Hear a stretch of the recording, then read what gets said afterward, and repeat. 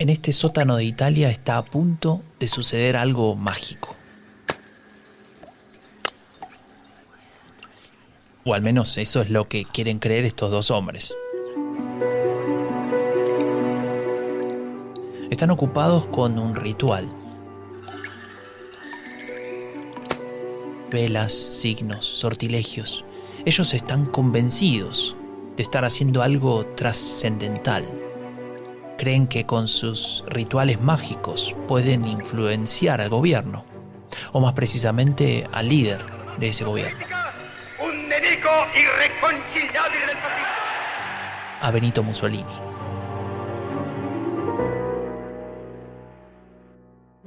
¿Alguna vez te preguntaste de dónde viene la narrativa de Donald Trump? ¿Escuchaste hablar sobre una supuesta decadencia moral de Occidente?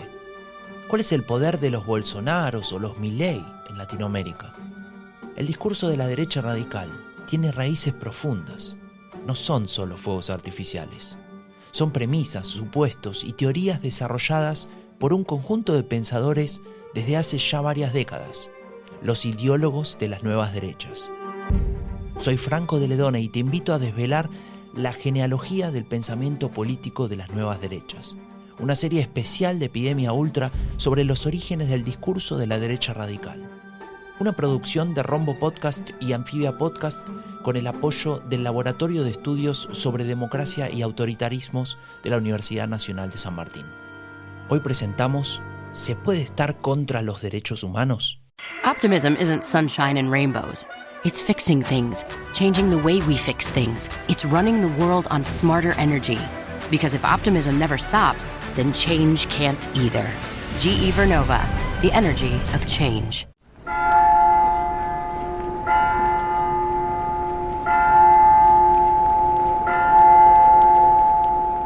Estamos a fines de la década del 20. Uno de los hombres de aquel sótano se llama Julius Evola. Y no es un mago, aunque a él ya le gustaría. Es un pensador. Él escuchó hablar a Mussolini sobre el retorno del Imperio Romano después de 15 siglos. Pensó que era la oportunidad para una de sus ambiciones más profundas.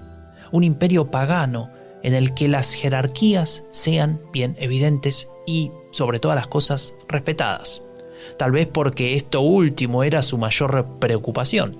Évola era un elitista, férreo defensor de la tradición, con mayúsculas según él, y un enemigo del mundo moderno. Así fue como se convirtió en un militante de la desigualdad y del racismo. Creo que Hitler dice en un momento que el componente ario es tan superior que un barrendero alemán tendría más dignidad que un rey de otra nación. Y ahí lo que sale a decir Évola es que este orgullo de lo ario es un ejemplo de una unión por lo bajo. Porque dice, de ser ario uno participa por haber nacido, no hay un mérito propio, uno simplemente llegó ahí y participa de esa herencia racial. No hay un tipo de unión por un ideal mayor del que participar. No es un poco como decía Schopenhauer, ¿no? Decía, el nacionalismo es la forma de orgullo más estúpida, porque la persona que no tiene ningún mérito propio, ¿qué le va a quedar siempre? Y bueno, hace un rato largo que empezó la entrevista con Matías Grinchpun. Él es investigador del CONICET de Argentina y profesor de Historia en la Universidad de Buenos Aires. Justo ahora me estaba explicando la visión de Évola sobre la raza, en este caso en relación a la definición de los nacionalsocialistas. Grinchpun conoce mucho sobre el pensamiento eboliano y logra explicarme algo clave. Para Évola, antes que la raza, está la jerarquía. Que para Évola es una constante. Él parte de una visión, podríamos decir, casi ontológica y metafísica, donde lo que prima en la realidad es la diferencia y la desigualdad en lugar de la homogeneidad.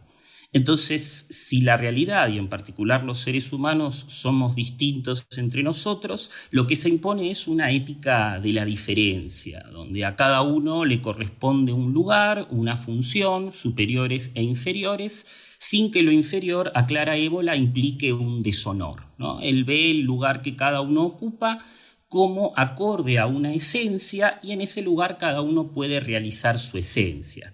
De ahí vendría el drama del mundo moderno, donde se ofrecería esta idea de que cada uno puede ser lo que quiere, lo cual puede hacer que el guerrero termine siendo un carpintero, ¿no? Con toda una crisis existencial.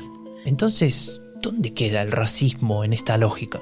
El racismo es parte de esta visión jerárquica. Es una parte a la cual Évola va a intentar bajarle el precio, sobre todo en la posguerra, diciendo que es una rama menor de su doctrina, aunque lo cierto es que va a gastar bastantes cartuchos escribiendo entre los 30 y los 40, por ejemplo, un libro sobre el judaísmo, 3 aspectos sobre el problema hebraico, que ya el título es elocuente, una historia de las doctrinas racistas que se llama El mito de la sangre, y después su propia propuesta, que es Síntesis de Doctrina de la Raza, un libro que impresiona muy favorablemente a Mussolini, quien tiene una entrevista con el barón Évola en el 41.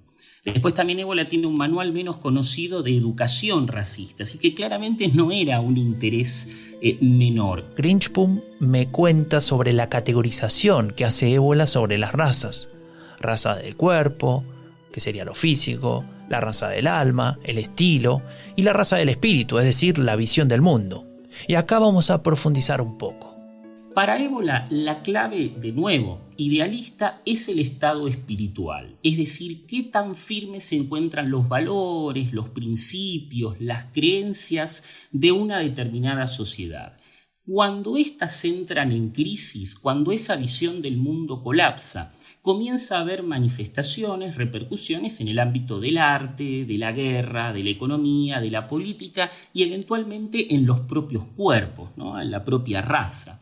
Esto es algo que Évola denomina ideovariaciones, ¿no? Por contraste con las mixtovariaciones, que serían aquellas nacidas de la mezcla racial.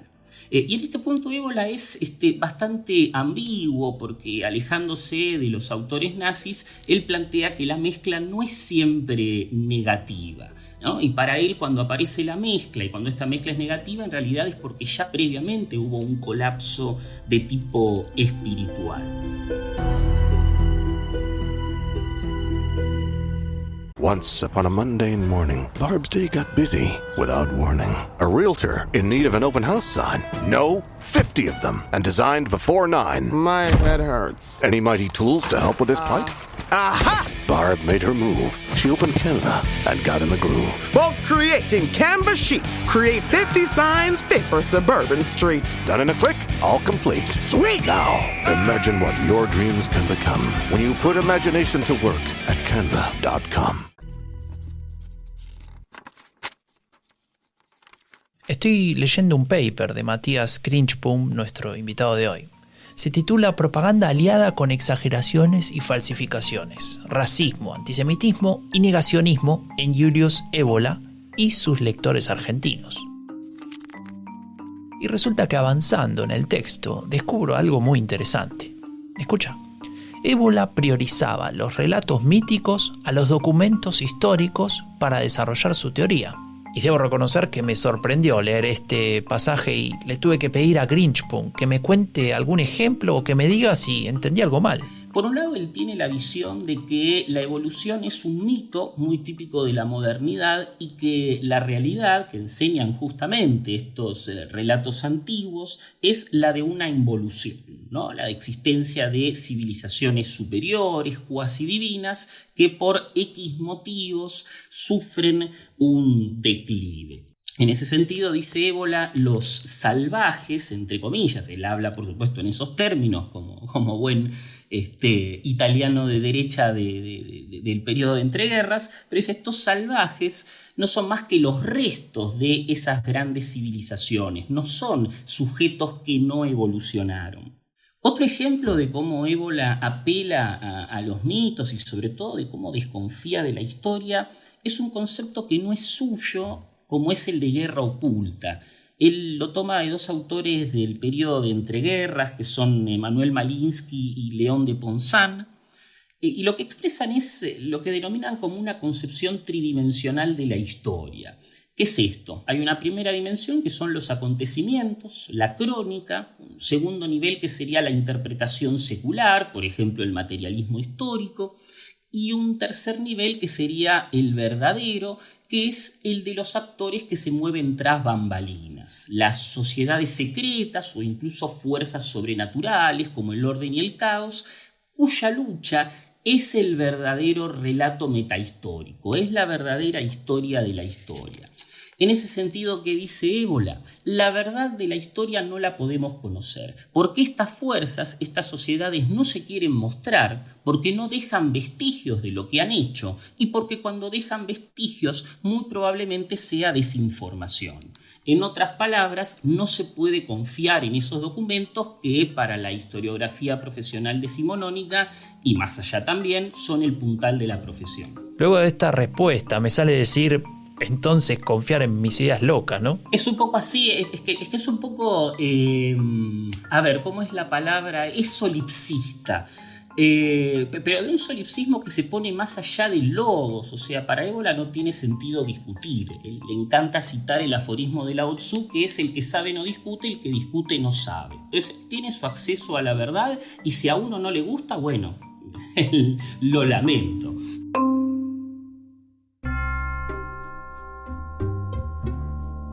Évola coincide con los pensadores alemanes de la Revolución Conservadora en un concepto fundamental. Según todos ellos, estamos frente a un declive de la civilización, la decadencia de Occidente, al menos el que ellos imaginan. Pero en el pensamiento eboliano encontramos algunas particularidades que Grinspun se encarga de describirnos con precisión. Por un lado, en Évola hay una filosofía de la historia que está vinculada con la de la Revolución Conservadora, pero que afinca de nuevo en relatos míticos como es la denominada doctrina de las 4 edades, que es algo que Évola y otros encuentran en autores clásicos como Hesíodo o como Ovidio, donde la historia estaría marcada por el paso de una edad dorada a una edad de hierro, cada una peor que la anterior, y el marco de referencias que más le gusta a Évola, que es la India védica, donde se habla del paso de un Satya Yuga, una edad dorada, de nuevo, al Kali Yuga, ¿no? Que sería la edad de sombras en la cual nos encontraríamos nosotros ahora. En este sentido, para Évola, el sentido de la historia es decadencia, ¿no? De hecho, la historia misma se puede entender como decadencia en tanto es devenir. En el mundo de la tradición no habría devenir, no habría cambio, habría una estaticidad. En Évola, además de una filosofía de la historia, hay una metafísica de la historia. Porque para él, tradicional y moderno no son simplemente dos momentos, sino que son dos esencias. En ese sentido, siempre hubo un hombre tradicional y siempre hubo un mundo moderno, siempre hubo un hombre moderno. Siempre, hasta en la antigüedad, teníamos nosotros sociedades más jerárquicas como Roma y, esta es la lectura que él hace de las guerras púnicas, sociedades más materiales como Cartago. En ese sentido, toda la historia tiene que ser entendida no solamente como el movimiento de la tradición a la modernidad, sino como la pugna, como la lucha entre la tradición y la modernidad. Se trata entonces de un conflicto entre dos visiones, no de un pasaje de una a la otra. Cuando Évola habla del mundo de la tradición, no se está refiriendo tanto a algo existente como a un modelo, y a un modelo cuya irrealidad funciona, esto es lo que dice Pierre-André Taillefer, como una hipercrítica de la modernidad. Es decir, todo lo que está mal del mundo moderno queda reforzado y queda reflejado en el hecho de ese mundo tradicional que es tan distinto que parece casi irrealizable. La tradición, en tanto concepto, pasa entonces a ser clave para este pensamiento y en especial para entender la definición de racismo que Grinspun explicaba anteriormente. ¿Cómo se relaciona la raza del espíritu con este concepto de mundo de la tradición? Para Évola, la raza del espíritu, un poco como indiqué, como adelanté, es una visión del mundo que tiene cada raza, que queda plasmada en una serie de verdades inmutables. Entonces los mitos, los símbolos, las leyendas, las tradiciones serían una manera de entrar a esas verdades inmutables que tienen los pueblos a lo largo del tiempo. Porque, dice Évola, mientras la cultura, la moda, el arte, inclusive los cuerpos cambian, esta raza del espíritu, ¿no? Esta serie de verdades se mantendrían iguales a sí mismas. En ese sentido, dice Évola, no hay que perder tiempo con políticas zoológicas, que es como va a denominar él al racismo del Tercer Reich. Lo que hay que restaurar primero es justamente esta realidad espiritual. Tiene que haber un cambio en el estado emocional, en el estado religioso, en el estado existencial en el que se encuentre la sociedad. Y a partir de ahí se va a poder llevar adelante, sí, un cambio en otras realidades.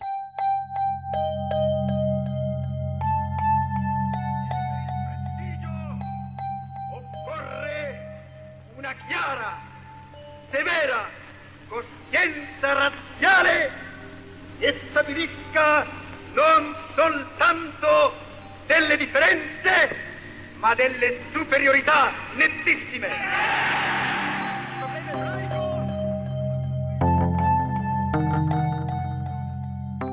Como te imaginarás, todas estas ideas llegaron a los oídos de Benito Mussolini, a quien estamos escuchando. El interés que suscita este concepto de raza del espíritu en Mussolini no es casual, porque Évola está interviniendo en un momento donde el acercamiento entre la Italia fascista y el Tercer Reich genera este tipo de tensiones. Por ejemplo, entre un racismo bien biologicista que veía al componente étnico italiano con recelo y autores italianos que por el contrario van a decir no importa cómo nos vemos frente al espejo, sino que lo que importa es el carácter, ¿no? Y en ese carácter se le señala a Évola a Mussolini, y los italianos tenemos tanto para enseñarle a los alemanes como ellos a nosotros. Pero más allá de estas tensiones, el pensamiento de Julius Evola manifiesta sin dudas un profundo antisemitismo.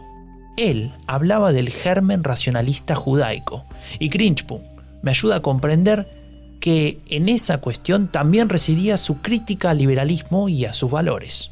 Cuando Évola habla de germen racionalista judaico, se está refiriendo a una expresión que él encuentra particularmente perniciosa de lo que sería la raza del espíritu semita. Porque para Évola algo que caracteriza a los semitas en contraposición con los arios es la racionalidad. Es decir, los semitas matematizan, calculan, abstraen, reducen a la lógica. El ejemplo que da él es el de los babilonios, cuando intentan entender el movimiento de los astros a partir de sus cálculos. Y esto para Évola implica no acercarse a la verdad, sino una forma inferior de conocimiento, porque lo que se hace es reducir una realidad a un lenguaje que es distinto, que es convencional, como el de la matemática, pero sobre todo lo que hace esta forma de conocimiento es quedarse con los fenómenos, sin acceder, ¿no?, a lo que en términos kantianos podríamos denominar el numen, ¿no?, o la cosa en sí. Ahora, este germen racionalista judaico, que ya existía, dice él, en la Edad Antigua, se va a terminar imponiendo en la modernidad. De hecho, lo que dice Évola, y es su gran preocupación, lo que vemos es que no son solamente los judíos los que tienen este germen, sino que la raza del espíritu semita se va extendiendo y empieza a colonizar a otros pueblos, ¿no? De hecho, dice Évola en un momento que el gran peligro que se encuentra en su época es la del ario hebraizado, ¿no? Alguien que físicamente parece un vikingo, por dar un estereotipo, pero que tendría en el fondo un alma judía, ¿no? Por supuesto, de ninguna manera va a tolerar Évola que pueda haber un judío arianizado, ¿no? Solamente funciona en un sentido. El caso es que esto que se impone en la modernidad va a tener un montón de manifestaciones. Una de ellas sí es el liberalismo, porque para Évola el liberalismo supone esta matematización de la política, porque el ciudadano es, por un lado, un ente abstracto, ¿no?, uno igual al otro, y esto claramente para él no tiene una realidad verdadera, ¿no? Digamos, no existe el ciudadano en abstracto, y también supone un número, ¿no? Lo que supone el liberalismo es que se impone aquella opción que más apoyo tiene. Después también lo ve Évola, por supuesto, en la revolución científica, ¿no? Cuyo afán por la cuantificación y por la lógica se queda, como había dicho, en la superficie. Lo ve también en el capitalismo y en el socialismo, que para él son gemelos materialistas, porque más allá de que se enfrentan, coinciden en poner a la economía en el centro de sus preocupaciones. Y también, sin ir más lejos, lo va a ver en el psicoanálisis, que lo que busca hacer es racionalizar las pasiones, pero no como una manera de superarlas, sino de rendirse a ellas.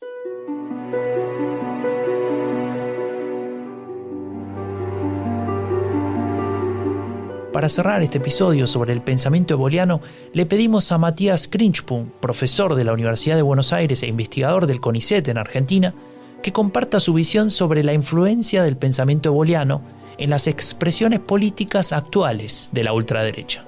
¿Hasta qué punto Évola termina siendo útil para las derechas radicales y radicalizadas? Es un tema. Porque frente a lo que Griffin denomina palingenesia ultranacionalista, Évola tiene una visión conflictiva. Porque por un lado Évola propone una palingenesia, ¿no? Para él al final del ciclo se va a producir un renacer, una vuelta a la edad dorada, pero la vía no es el nacionalismo. Évola ve por momentos el nacionalismo como un aristócrata del siglo XIX, es decir, como una ideología cercana al liberalismo y a la democracia que tiene un rol protagónico en destruir los antiguos imperios, ¿no? En fragmentarlos y en crear una Europa de naciones. Más allá de toda esta cuestión de que para el nacionalismo supone un fenómeno bajo, populachero, materialista. Dicho esto, Évola va a proponer durante los 50 y 60, frente a los inicios de lo que va a ser la Unión Europea, que el nacionalismo puede tener una función positiva. Porque frente a la unión por lo bajo que proponía la Unión Europea, en ese momento el mercado común europeo, es decir, una unión puramente económica, el nacionalismo era una manera de preservar las particularidades, de preservar lo que era característico de cada uno de esos pueblos. Y este movimiento, que podríamos decir euroescéptico, o esta inflexión euroescéptica de Évola, no está muy lejos de lo que va a empezar a plantear Alain de Benoist en los 70 y 80 y que hoy por hoy conocemos con el nombre más amplio de diferencialismo. De alguna manera, Julius Evola deja entonces la puerta abierta para lo que iba a ser la clave del pensamiento de la Nouvelle Droite en Francia, el etnopluralismo. Pero esto lo vamos a ver en otro episodio.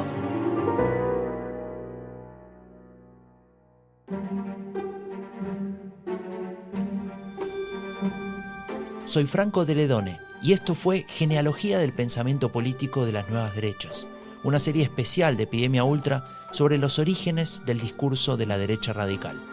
Una producción de Rombo Podcast y Anfibia Podcast con el apoyo del Laboratorio de Estudios sobre Democracia y Autoritarismos de la Universidad Nacional de San Martín.